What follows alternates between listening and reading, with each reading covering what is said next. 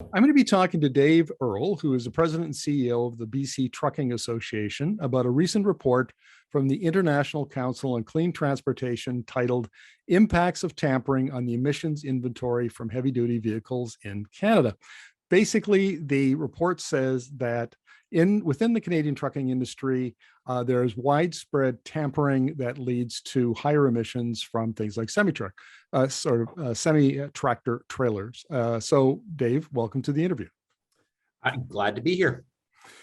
Dave, I guess let's just take the big picture here. Is emissions tampering a problem within the industry in BC? Yes, right across North America, unequivocally, yes.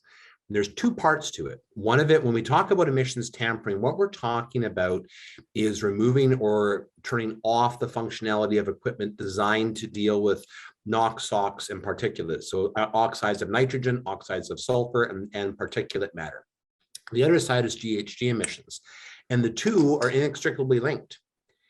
The reason, the primary driver behind tampering is because the fuel efficiency loss for bringing on this equipment to deal with NOx, SOx, and particulate did two things: reduce fuel efficiency anywhere from 5 to 12% and really cause reliability problems. Well, it reduced fuel efficiency, so we saw a lot of people go and delete this equipment, which means, yes, they have NOx, SOx, and particulate pollution, but their GHG emissions went down. So in our conversations with government, we said, be careful what you do, because if you win here, you lose here, and there's no way around that.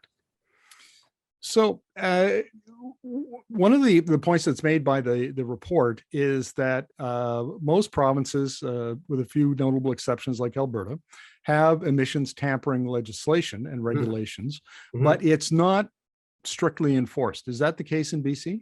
It's not enforced at all. I mean, let's be clear here, Markham.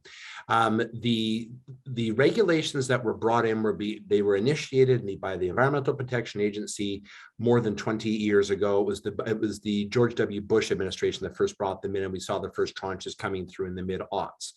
Industry said at the time, this can't be done. We don't know how. We don't have the technology. We don't have the equipment. And government said, go figure it out. Here we are. We saw this exact same thing play out in the light vehicle world in the 1970s, and manufacturers said, we don't know how. And we saw this whole thing happening now. So what's happened, while we've had these regulations in place, the regulator has been willfully blind, hasn't enforced, hasn't looked at, hasn't made it part of the commercial vehicle inspection program. At best, it's a visual confirmation that the equipment is there, not that it's actually working. Well, this sounds like an intractable problem. So let's go back to the technology. If the technology wasn't around 20 years ago, is the technology now on trucks, and is it, does it work? Yeah, it does.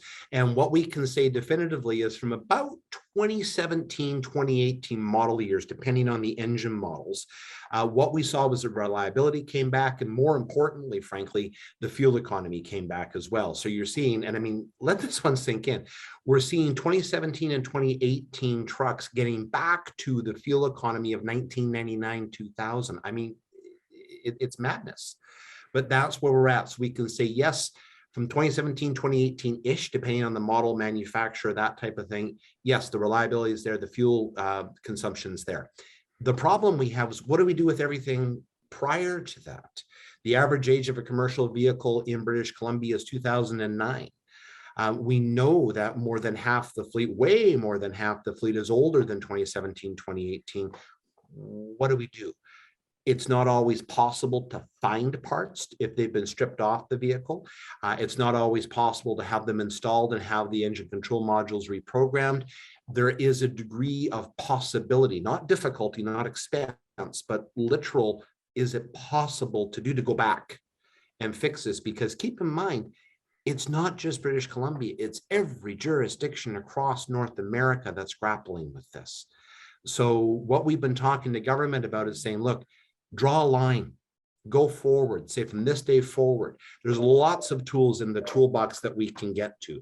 There's lots of places that we can move to be able to have better usage of new technology, accelerating fleet turnover, doing what we can with what we have.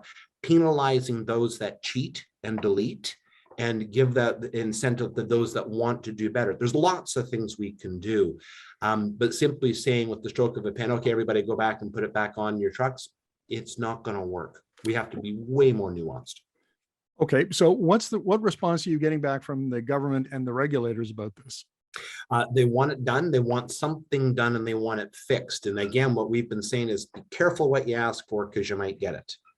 If you go back and you successfully move, and if we look at it and say some data from Ontario, anywhere between 30 and 60% of trucks are deleted. That's some of the pilot work that we've done. So we say, okay, maybe it's half the fleet that's deleted. If we go back and we magically find a way to do this, you will increase your GHG emissions by 7 to 10%. Is that what you want to do? Like, is that what you want to do? Or do we want to find a way forward where we say, look, as of this date, these vehicles are going to have to pay more to be on the road, because we're going to make it harder and more expensive for you to cheat.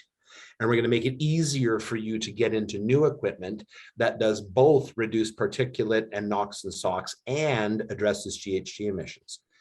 Got to be thoughtful on this one, Markham. It sounds like the best case scenario, Dave, is for the industry to retire some of those older trucks where the equipment has been stripped off, move to the newer technology. Mm-hmm. And maybe, I don't know, is this a candidate for some government support to do that? It might be, and we're having conversations with government, but we also recognize that industry has a role to play too.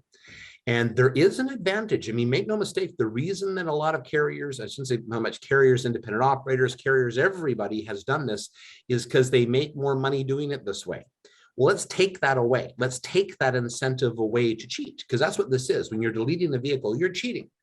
So let's take that incentive away and let's make it harder for them to do it. So if your vehicle doesn't pass an emissions test, do you have to park it and burn it? Well, no, but maybe you have to pay a lot more to run it on the roads, and that amount that you pay increases every year to the point that it just becomes uneconomical for you to do it that way. You have to do it this way. But we have to have a process of transformation. And what we've been saying to government is, do not make the same mistake again. Don't go back 20 years in the commercial world. Don't go back 40 years in the light vehicle world.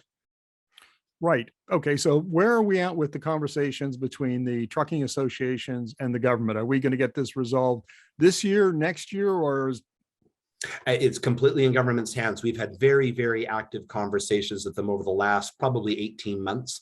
About what this looks like and trying to get our arms around it. It's difficult in this environment because of COVID. We really haven't had the data coming in, haven't had the ability to pilot and crunch numbers.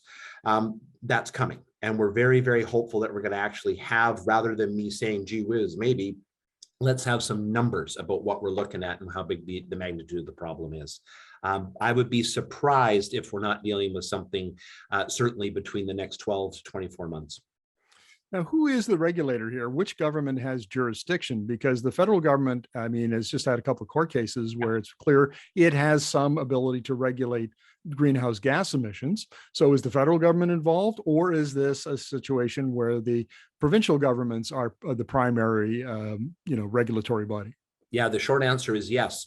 And don't forget to throw in Metro Vancouver with their authority over the airshed in the Metro Vancouver area.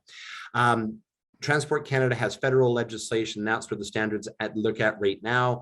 The Commercial Vehicle Inspection Program in British Columbia, administered by the province, enforces those standards. So yes. And then we have municipal ones, and then we have licensing abilities through the Port of Vancouver, through what they do. The short answer is there's a whole bunch of things that can happen very, very quickly. And that's why we've been saying to the provincial and federal governments, be smart, be thorough, be thoughtful, and give the industry the ability to adapt and be involved. Okay. I guess I'll come back to the question. Do we have a timeline here? Sometime between the next 12 and 24 months is my best guess. No one has said anything, but I'd be very surprised if we head into 2024 without something on the books.